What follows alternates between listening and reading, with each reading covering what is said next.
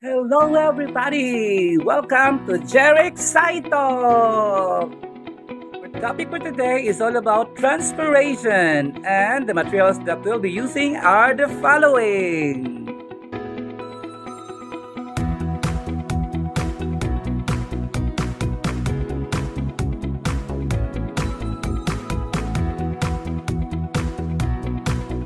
Few moments later.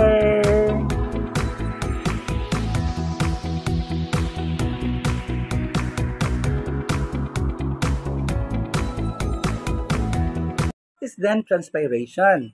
Transpiration is the process of water movement through a plant and its evaporation from aerial parts such as leaves, stems, and flowers.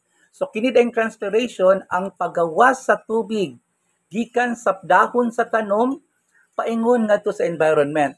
Ug dili lang sa dahon, pwede pod sa stems and flowers, but usually sa dahon gyud. And it is otherwise called as the exhalation of water vapor through the stomata.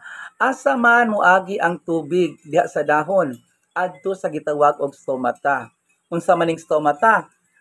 Stomata are tiny openings or pores found primarily on the underside of plant leaves, though they can also be present on stems and other green parts of the plant.